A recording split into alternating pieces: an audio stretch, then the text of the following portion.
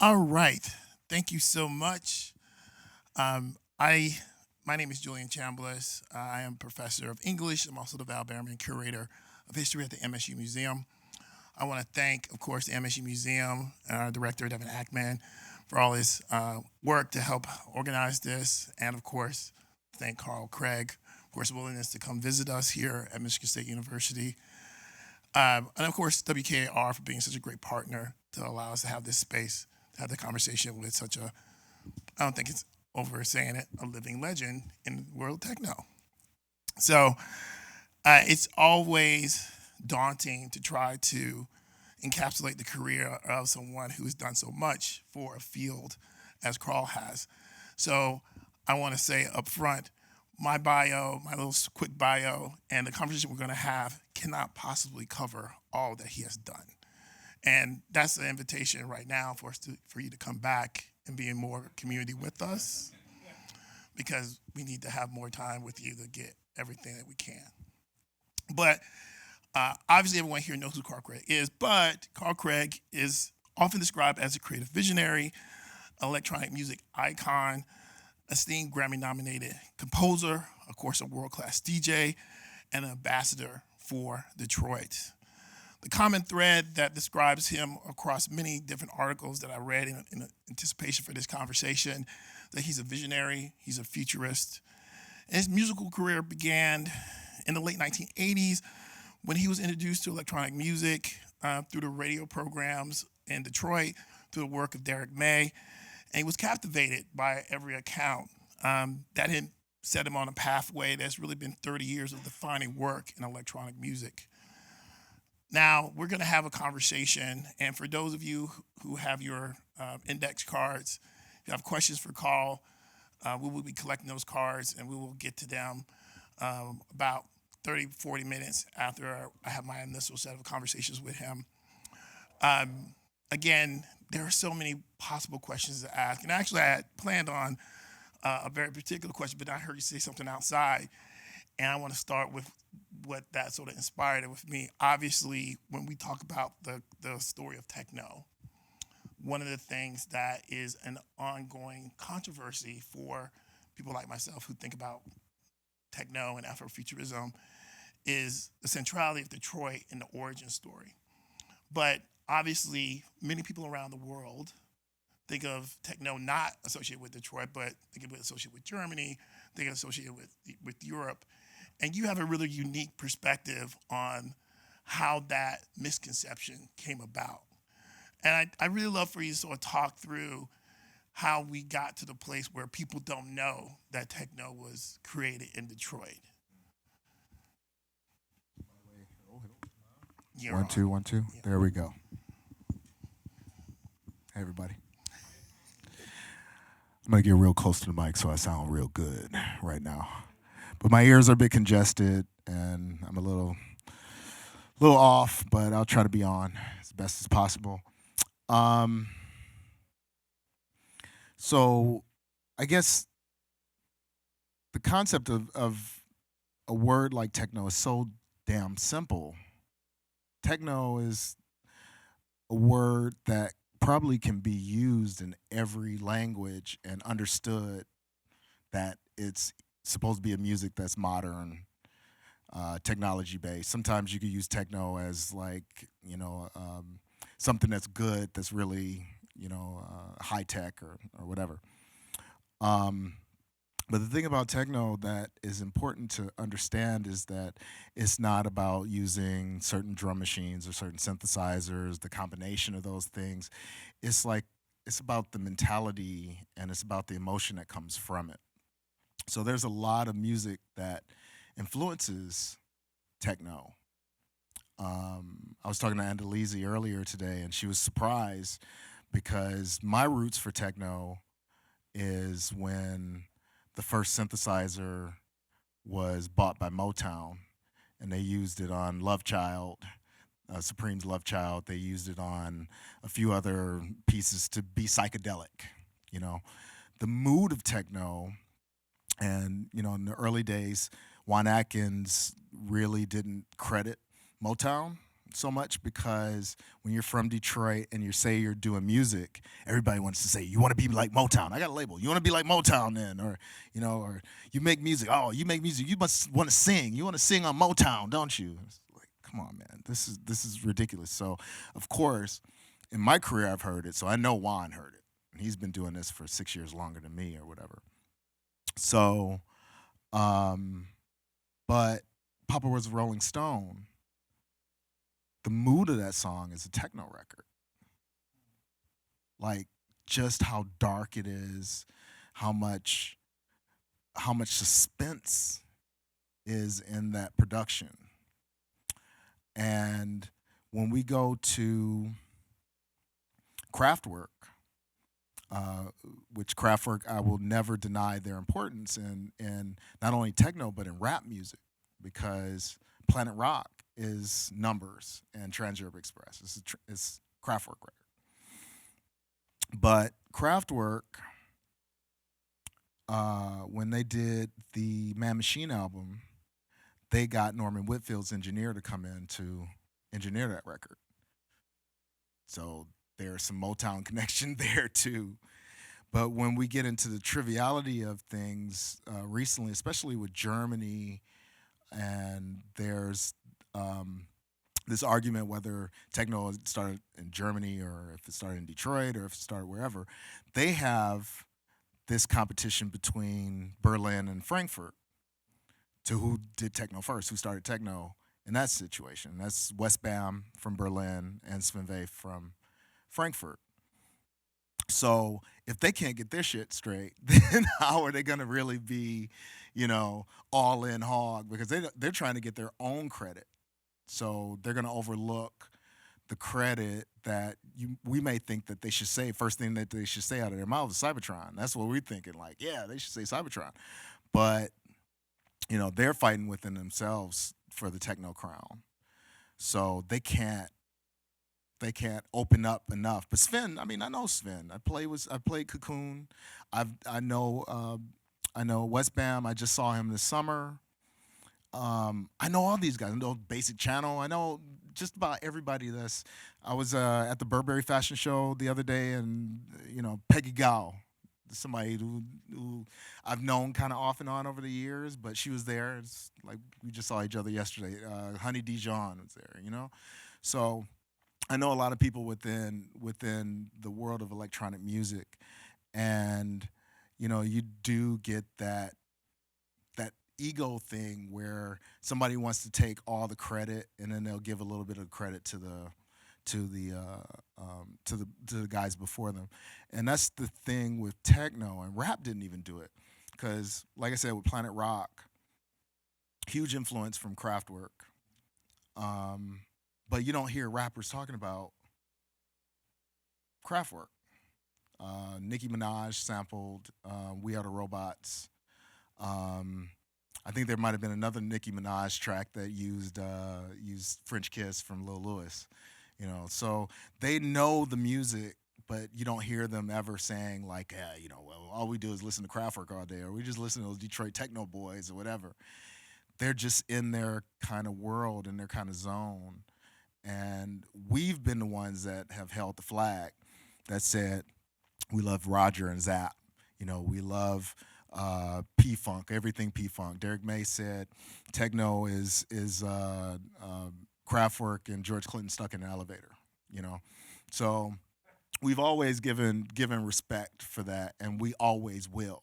So you'll never find Juan saying, yeah, I made techno and it's only me that made techno. Juan is definitely going to give respect to everything that came into him being influenced by it. Maybe he might be a little more reserved than I am, but he will give that respect. And I think that's super important.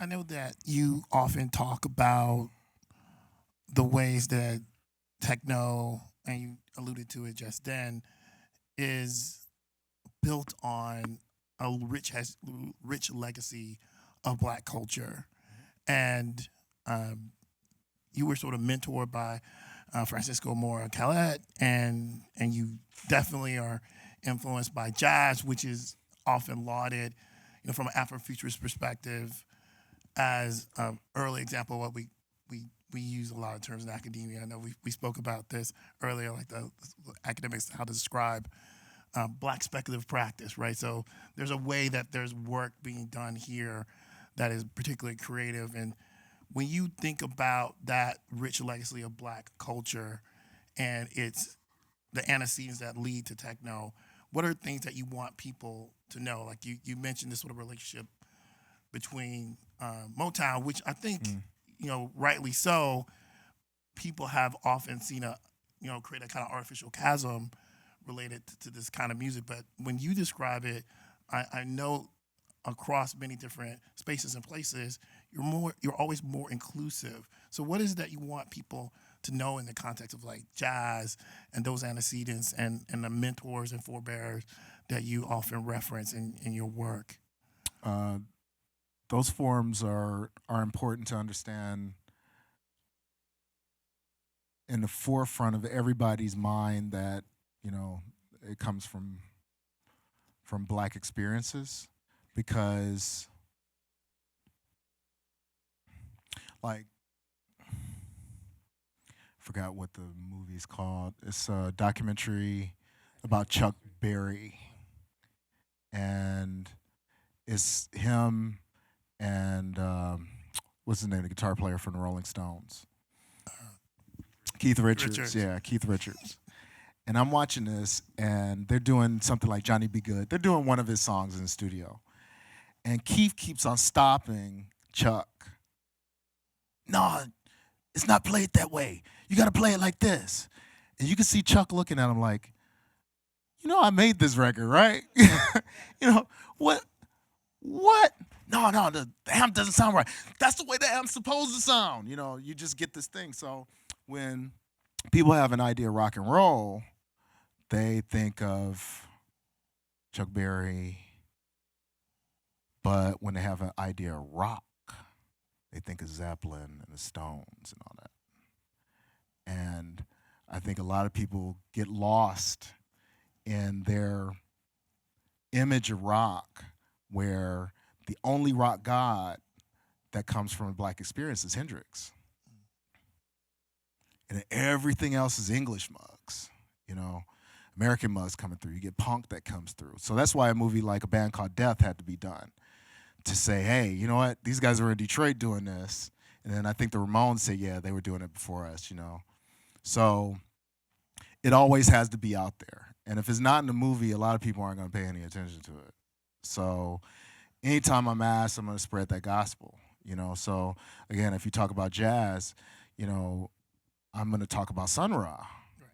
Right. I'm going to talk about Miles Davis. I'm going to talk about, the big ones and the ones that aren't so big, but they're pioneers and they did some amazing stuff. And of course, there are people that are from other cultures that make excellent music, excellent jazz music. But everybody got to respect the fact that Miles went through 50 years of heroin and pimping and, all these things that he did as a black man in order to just live outside of his old man giving him money. but Mingus and all the cats were doing stuff that are cancelable, highly cancelable now. But that was part of what made that music what it is and why we can still listen to it. We can forget about all the negative things that we want to put into the negative connotations of the music and just take the music for what it is, and then maybe talk about some of the negative things, but we're keeping the positive stuff. I want everything. I want everybody to know everything about the music. So I'm not going to step back and hold back sources for somebody to catch me later and say, well, you didn't say this one, you were lying. Because people are always trying to do that. So I'm just trying to give, as George Clinton, the funk uncut. Okay. I know that when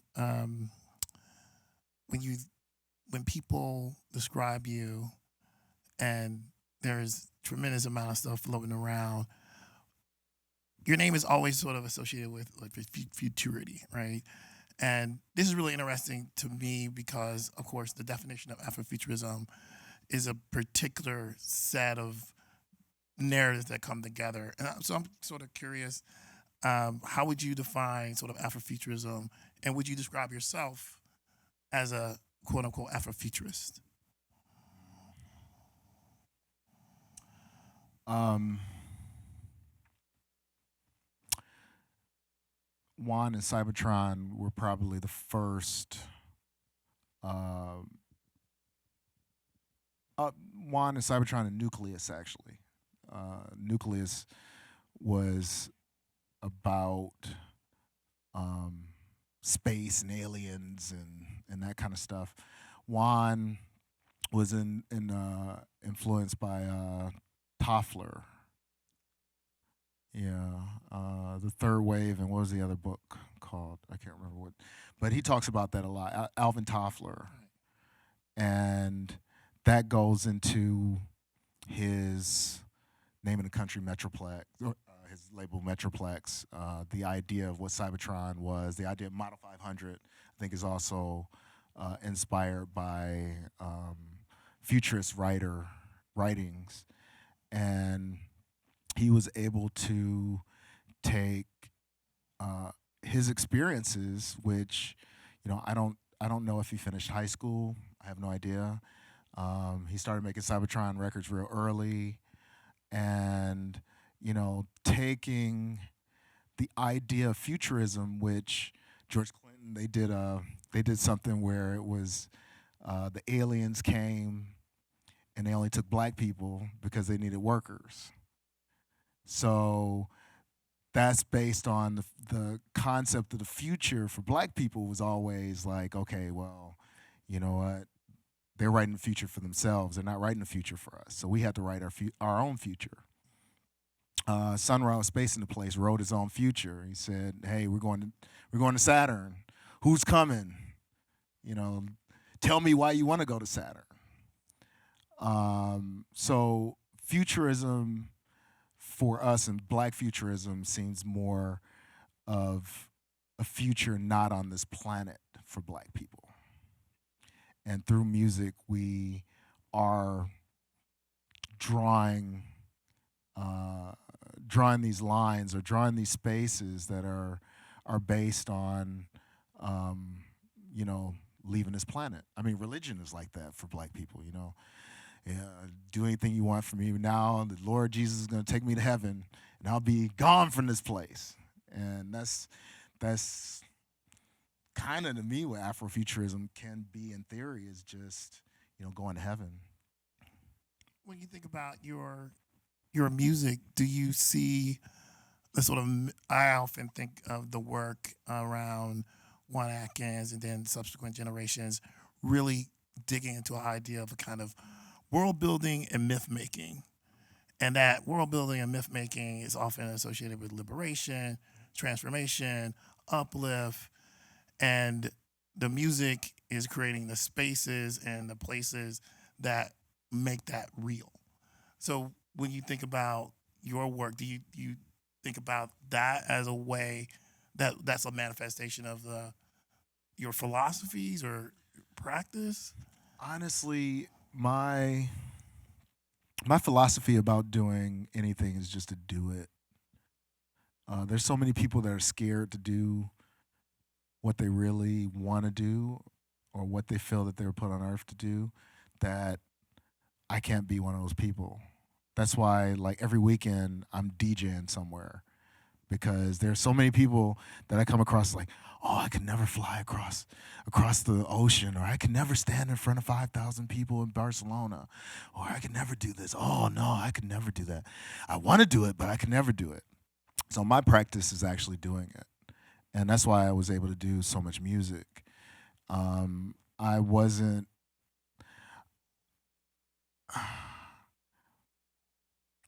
I never said what I do is Afrofuturism.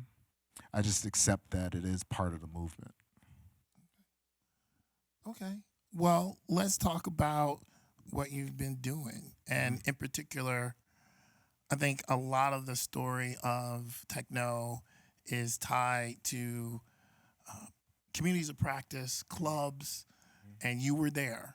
Sure. And I'm really curious if you could talk about some of the spaces that were unique from your perspective to help cultivate what techno became. Because again, when we talk about techno, I think there's so many of these communities of practice that are left out of this story.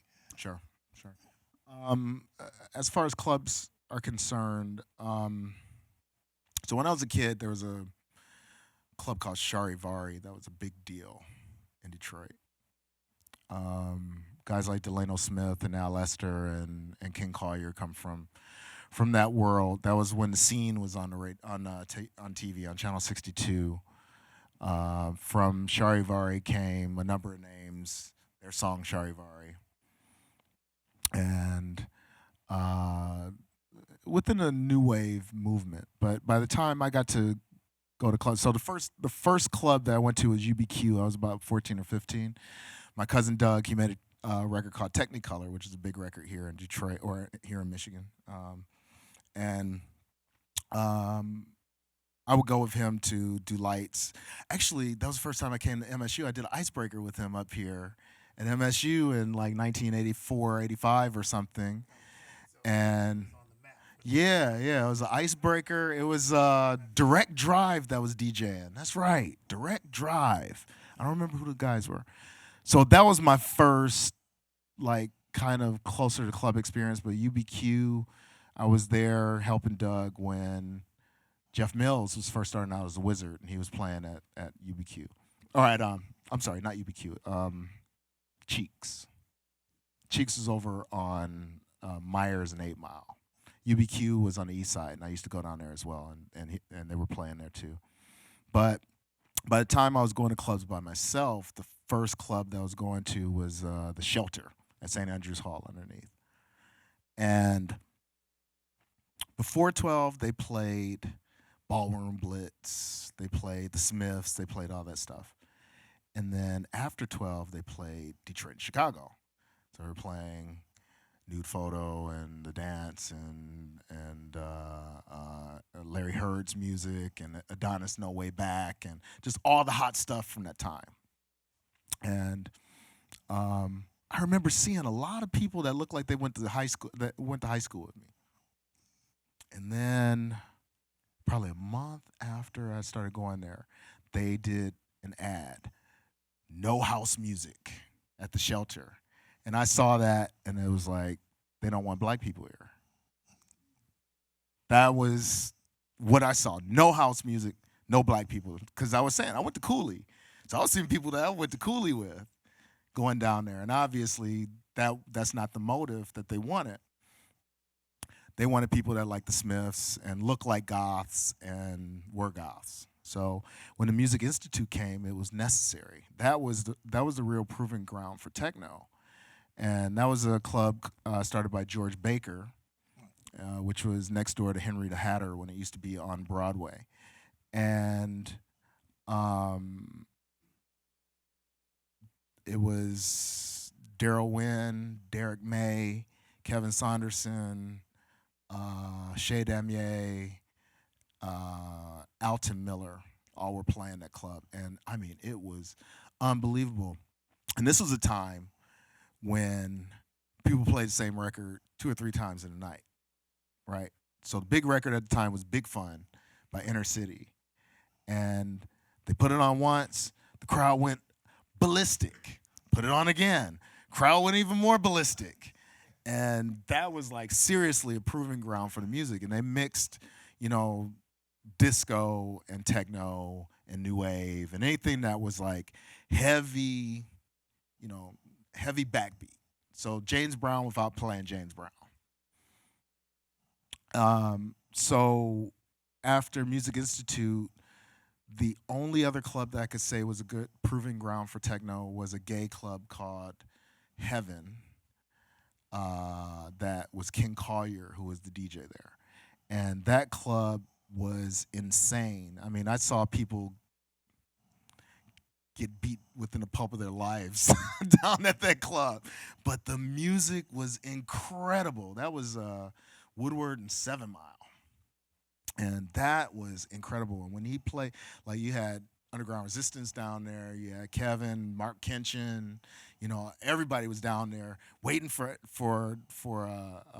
Ken to play their record. And I mean, really, really fantastic stuff. And unfortunately, we haven't had anything since in Detroit. It's interesting you mentioned that club in part because one of the interesting historical narratives that I picked up on looking at history of techno is that John Collins sort of talked about the gay clubs were really important for giving DJs a chance to sort of spin, and like we don't actually give them enough credit in a way because people were there about the dancing, Yeah. and a lot of DJs would go to a club and they would watch the DJ that was playing to sort of see what they were doing and sort of see how they were approaching it, and that sort of puts a kind of unique LGBTQ sort of legacy within the techno narrative. And I wonder, could you talk a little bit about that from your perspective? Like, were there other sort of clubs beside that one, or Within that community? Yeah, within that community that we don't know about. Yeah. There was a more commercial club, but they still were playing music. It was called Minjo's. That was because 6 Mile Woodward, between 6 Mile and 7 Mile, and Woodward and Livernois, maybe not as far as Livernois, was like the mecca in Detroit for everything that's within that community. So there's Minjo's, there's Bookies. On the east side, there was a club called Todd's that wasn't in that area, but it was mainly a gay club, but they did goth stuff as well. That's where I first heard Mars Pump Up the Volume. And that was like, God, man, what is this? You know, that was a crazy record. So yeah, in Detroit, what hurt my feelings a lot is when Madonna Vogue came out, all the non-black people started listening to very commercial house music, and all the black people started going more into rap. So to get that heavy, the heavy bass that you're used to if you went to the Music Box in Chicago, or which I've been to, but Paradise Garage in New York, which I hadn't been to, but it's all about the bass. It's about, the drums, the bass, the impact in your chest and in your stomach and stuff. And then, then everybody started going into this kind of lighter way based off of Madonna. And then, of course, you had Bronski Beat and all that stuff that was happening around the time that was very thin sounding. That attracted a lot of people away from the black club thing. Like I said, black people went to rap and everybody else went in another direction. So we lost a major part of this music scene just because of that dividing line. And that's almost the same dividing line that I was talking about earlier with the Shelter. No house music, Derek May said that when he used to play Liedernacht, which maybe still called City Club now, he said if he played anything that wasn't goth or the Smiths or something, that everybody would sit on the dance floor. So if he tried to play any house, any techno, they would sit on the dance floor. So he had to start playing, and he got fired because he wouldn't play. He wouldn't play the other stuff, So, I mean, there's a lot of crazy history and legacy that is there, but there's so much information that it's kind of hard to really, want to grasp onto really that legacy of black music in Detroit and techno and house music and Detroit Beatdown, Mike Clark and Delano and those guys. Whatever you want to call what Moody Man does, which is just ingenious music to me.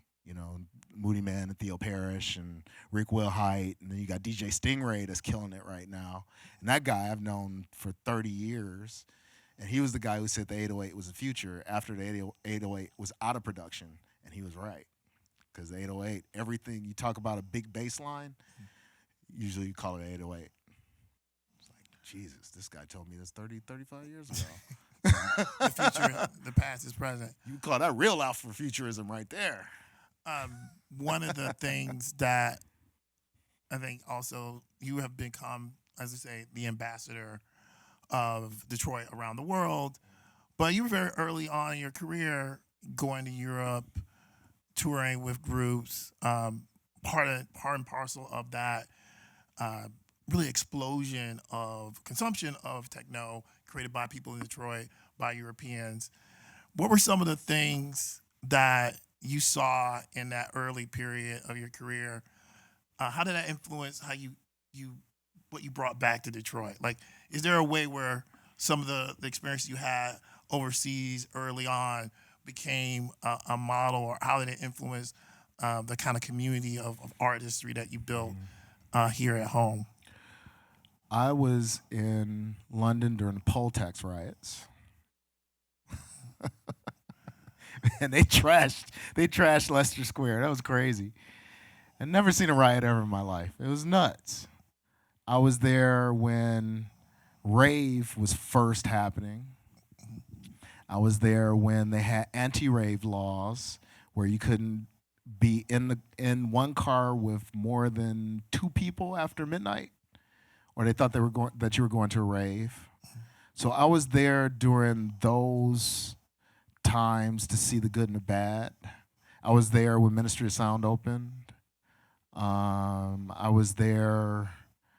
I was there for a lot of time. But I made this track called "Bug in the Bass Bin" as Interzone Orchestra. The original was on this compilation that I did, and it's like a 15-minute just crazy jam that I did. And when somebody tells me, "Hey man, I really like Bug in the Bass Bin," I know where they're coming from. So the only guy in Detroit that told me that was Moody Man. And it was like, and this is before he was Moody Man and stuff. It's like, yeah, that Bug in the Bass Bin track, yeah, that's the shit. Like, okay, all right, cool. I know where you're coming from. But one DJ who played it in Amsterdam, DJ Dimitri, used to play it at Plus 8. And he played it at the Roxy Club. The Roxy Club was owned, I think, by his grandfather, and they used to hide Jews there during World War II. They used to hide them from the Nazis in the Roxy Club. And it turned later into, it was a theater then, and before they shut down, it was a club. Very, very successful club. So he was playing in this place where historically had like a lot of historical emphasis to what it was and to helping people escape Nazis. Great. And he made it big in Amsterdam. But I was doing an interview for The Wire magazine with Kojo Eshin, right? And I think you might pronounce his name Kodwo, but I always call him Kojo because Detroit. We always screw up everybody's names. So Who wrote More Brilliant Than Sun, and you know writes a lot this about, kid. Yes, You know him. Yeah. Okay.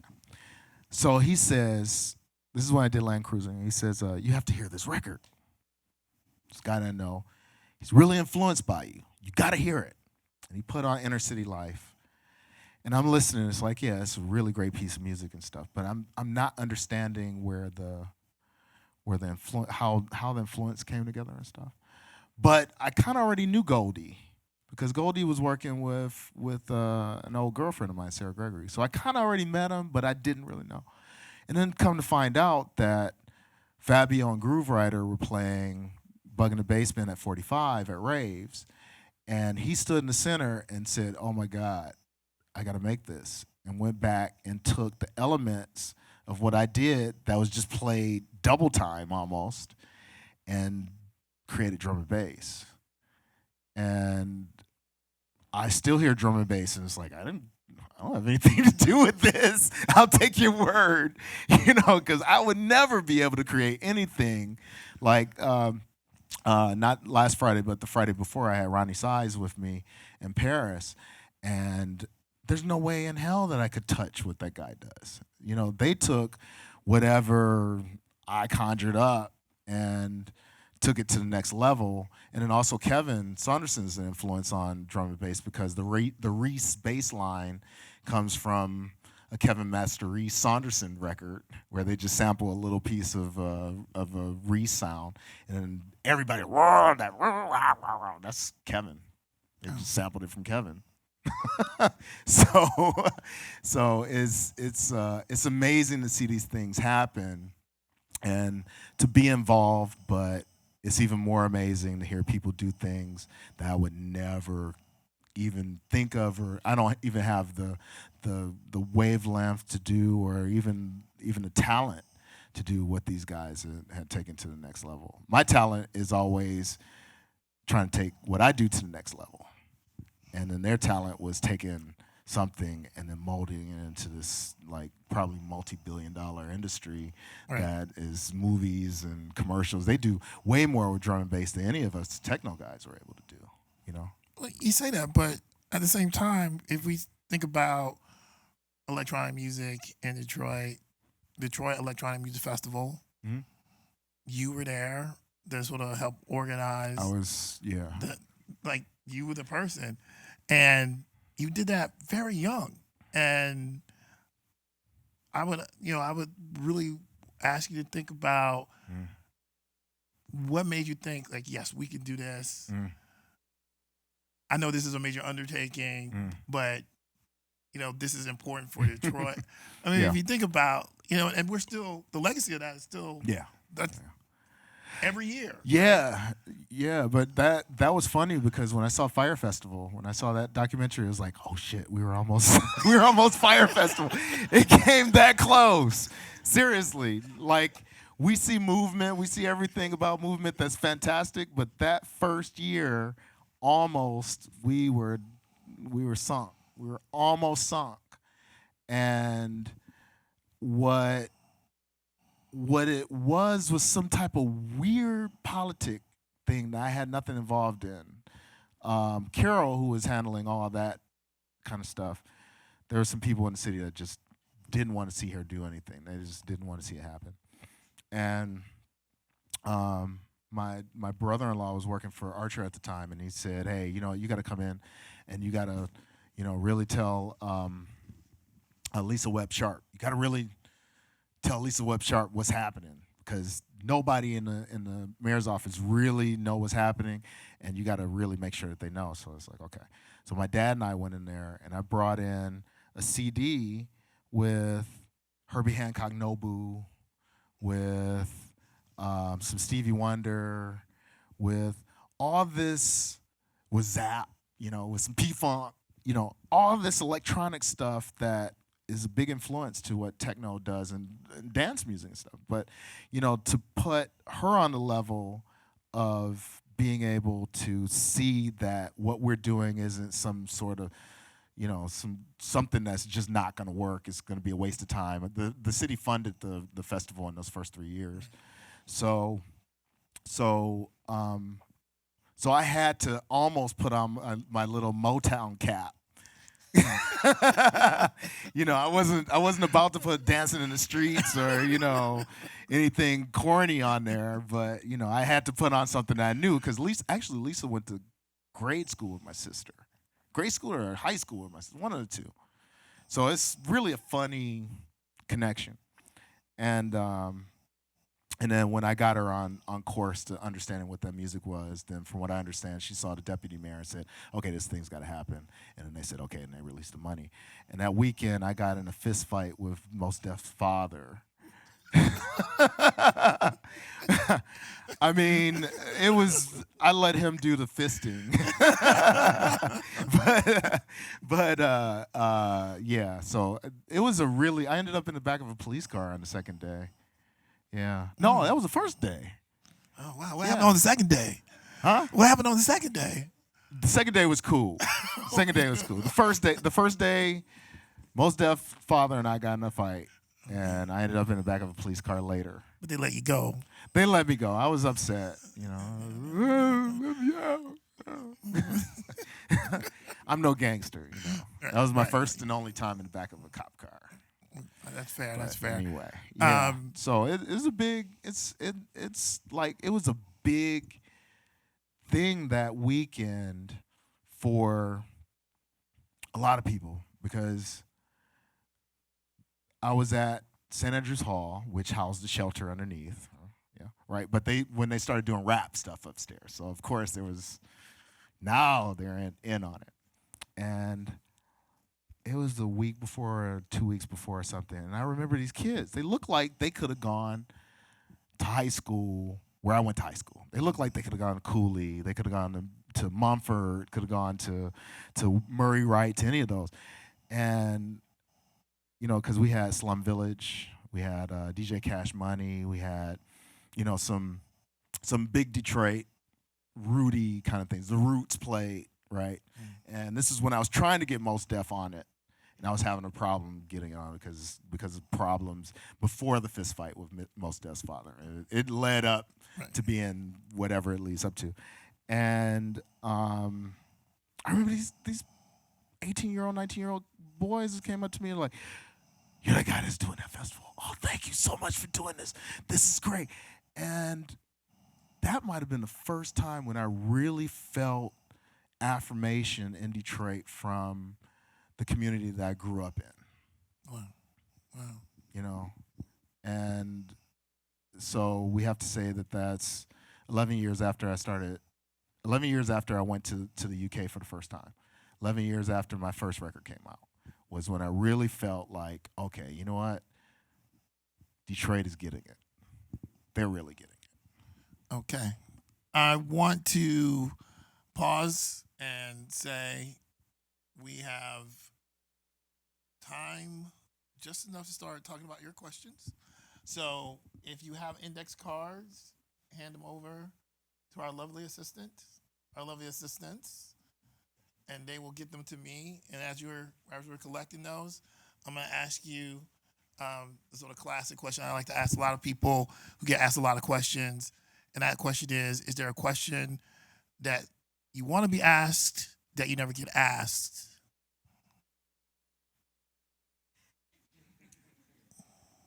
Honestly, nah. No, okay. Nah, I try to make sure that I feel strong about answering the question correctly. Yes. And the only thing that I don't like are accusations. Gotcha. No accusations here. Okay. That's the only thing, because then we'll be fighting. Throwing chairs and stuff, Be like flashbacks to 2000 DMF. Okay. Thank you. All right. So this is the audience participation section. All right. Yeah, I had this question too. What influenced you to pursue techno? Which is a super basic question, but yeah.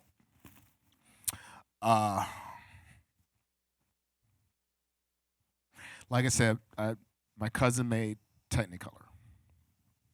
So he had some synthesizers at his home, at my uncle's house, because he was still living in his daddy's house. And one of those synthesizers was a Prophet 6-track. And the sound that came up made me figure out how to play Axel F from Harold Faltermeyer, because that was the hot record on the Electrify Mojo show back in 1982 or 83 or 84 or whatever that was. So when I first touched synthesizer, I knew there was something about it. I'm a guitar player, a very awful, horrible, bad guitar player, but I'm a guitar player first. Okay. And growing up with so much, the advent of electronic music really happening during my lifetime. A famous song that was on the National Lottery, if any of you remember, I know you remember it. A song called Popcorn. Doop, doop, doop, doop, doop, doop, doop. Doop, doop, doop, doop, doop, doop. You know? Yeah, see, my man knows it, yeah.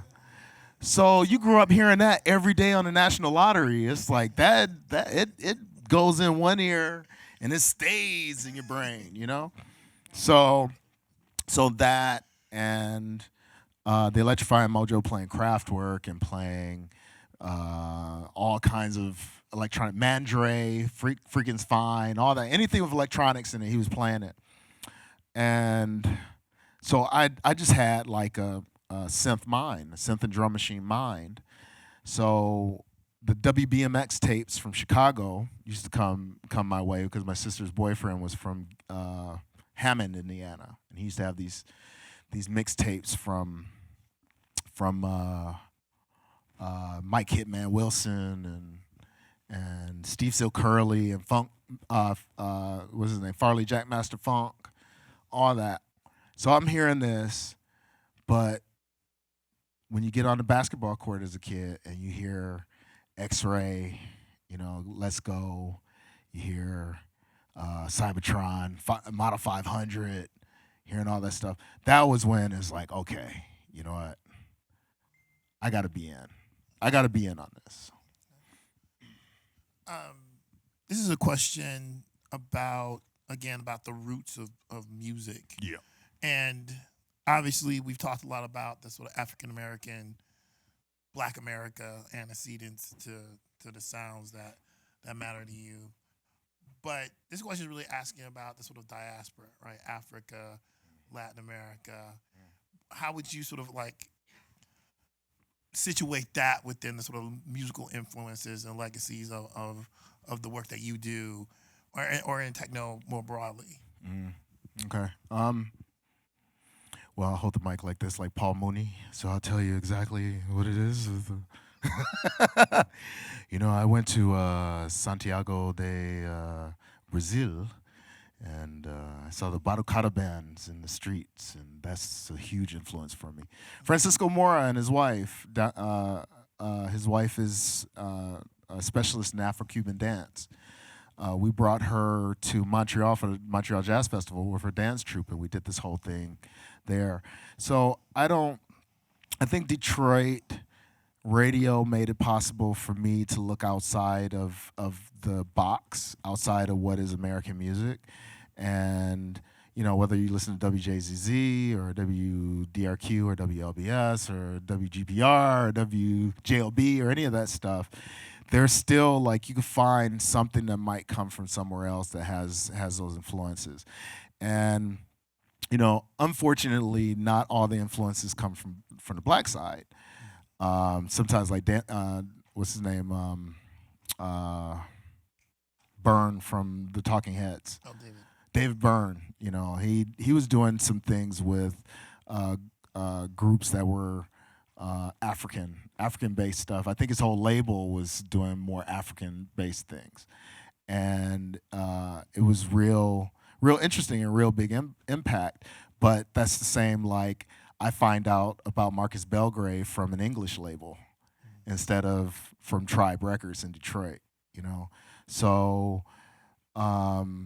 But I think Detroit radio did open me up to keep my ears open to anything that happened in the world and to have those influences, especially WJZZ, because JZZ was playing Diodato. They were playing, any Afro-Brazilian stuff that George Duke was doing, as well as playing things like Pat Metheny, who sounds incredible live.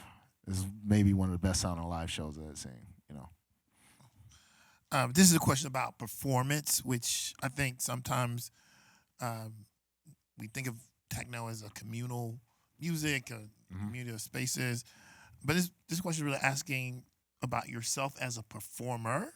Yeah. And how you think about yourself as a performer. Okay. Is that the question? That is the question. How you think about yourself as a performer? Well, I wish I could be like Rick James. I'm the baddest motherfucker around. I wish I could be that way. Like Hey, you know what? If Prince didn't come around, I would have been a bigger Rick James fan. Rick James was the dog. Like he said he was the baddest mug around, and he was at one point. He was killer. To get out in front of people, even to sit here and not just have my look down to the floor the whole time and answer your questions, it takes a bit of ego. You got to have some ego to stand up here in front of, 50 people that I'd never met in my life, except for Cannon back there, who, I've known her since she was that high. So it takes ego. So to get out and play in a nightclub with 200 people in it, and it's dark, it's going to be easier to get in front of, like in Barcelona on Sunday, I was in front of 5,000 people. But for me to not bomb, I have to have a certain amount of ego. I have to sit there and say, like, okay, you know what am I doing here? And if I bomb, I'm gonna look like the biggest jerk around. So I gotta do a good job. But my theory for performing definitely comes from, I hate using theory because I'm not an educated kind of guy. There's always dumb people talk about theories. There's nothing wrong with theory. I'm trying to get out of that. We're in favor of theory here. It's okay. Okay, all right. So my process, my inspiration comes from Miles Davis. And Miles Davis, a friend of mine everybody's a friend of mine, Claude Knobs, he was the guy who created the Montreux Jazz Festival in Switzerland. He was like tickled pink that I was there when we first met in Montreux in the 2000s or whatever. And he's the one who introduced me to Quincy Jones. So he had this theater, this screening room in the chalet on top of the thing. And he says, what do you want to see? All right, I want to see Miles when he was here. He's like, okay, I'll put you on. And Miles, I think he had his Yamaha organ. That might have been that year that he just came from Japan with this Yamaha organ that he used to just lean on, right? And the whole set, Miles has his organ to the side. He's playing, the band's playing and stuff. And then when he gets his trumpet, he stands his back to the audience and he plays with the band. And Miles' theory, he's playing with the band. He wants to hear how he sounds with the band. He doesn't want to hear the band behind his ears. He wants to hear the band in front of his ears. And if you know Miles' shows, if you ever see him, he'll do something like this, right? Does anybody know what that means? No? You don't know that? When Miles does that, you better stop.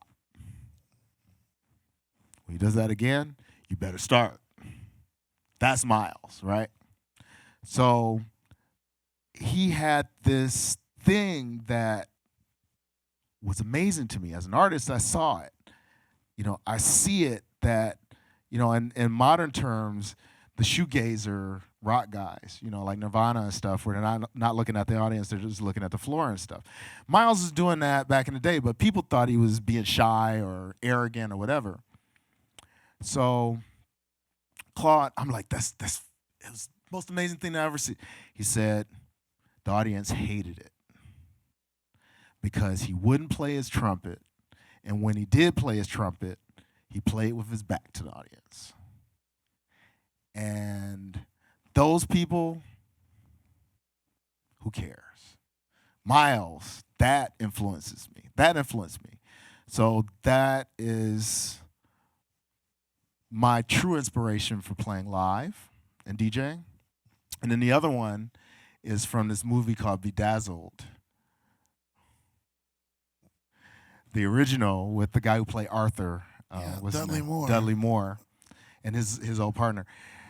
The other is the guy who played the devil. So Dudley Moore becomes this rock pop sensation, and he's singing, "Just Love Me, Just Love Me," and everybody's going nuts. And the devil comes on. So the guy thinks he's gonna get the girl, and the devil comes on, and it's like this dark track. Ooh, bedazzled. And he's like, "I don't love you. Ooh, bedazzled. I don't care." It's like, that's it. That's it. That's Miles. And I love that. So that's why you don't see me dancing on stage. You don't see me trying to entertain people. I might take the tambourine out or whatever because I don't feel that's the real, that's not me. Okay. I like the dark side. All right. I like the dark side. We're going to use. let's- I don't know if we got enough Run out of time. time. Yeah, we might have time for one more. Pick a good one. Throw it in the air. Yeah. One of those cars that Brian Eno made. Not too much.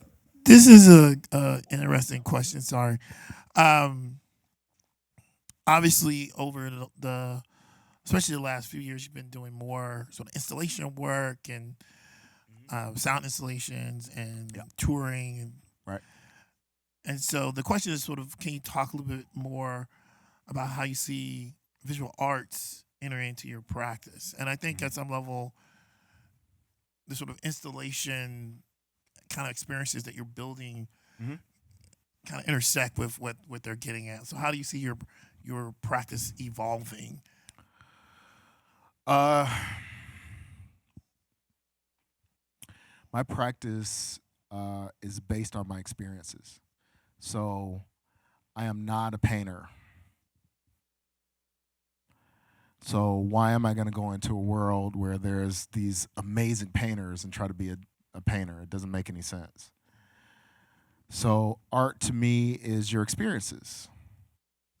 And the best art is based on putting your experiences into a point where people can experience those.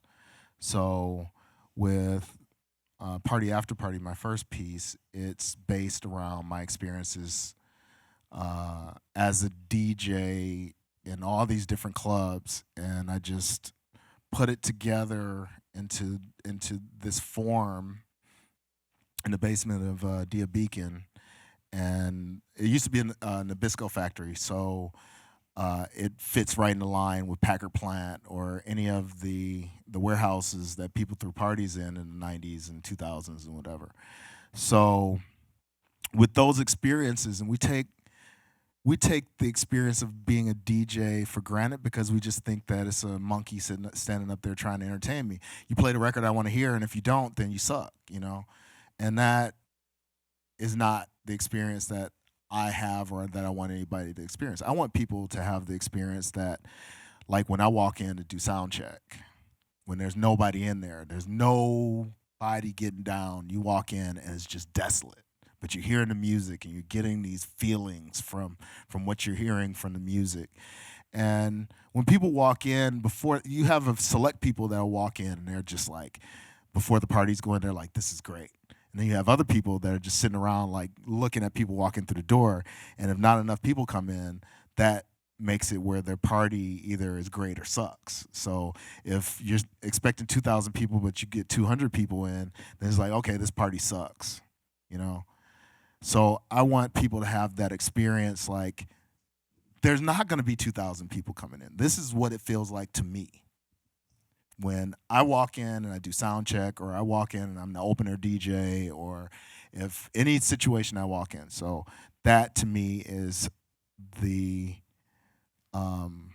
always going to be the direction I take with my art, is to present it from my perspective so that you understand what it is that a DJ isn't just your little, your little dancing fool, the guy who you tell to do stuff. You don't play the record that I want you to play.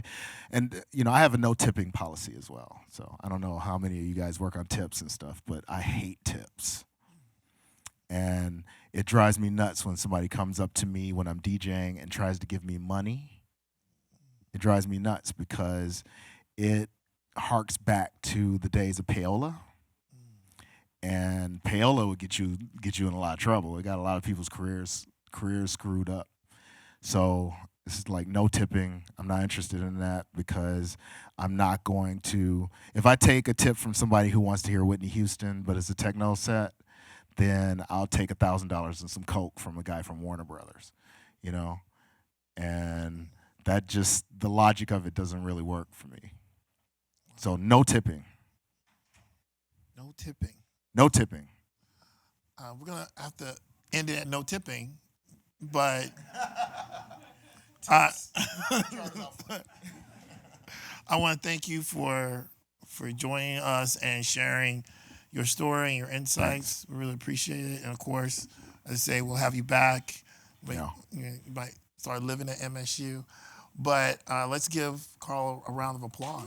Thank you. Thank you very much. Appreciate it. Thank you. Thank you. Yeah, thanks. And of course, thank you to the MSU Museum. Thank you to WKAR. Thank you to the staff and faculty that worked on this project. And thank all of you for coming out and making this a successful event. We really appreciate it. Thank you. Good night.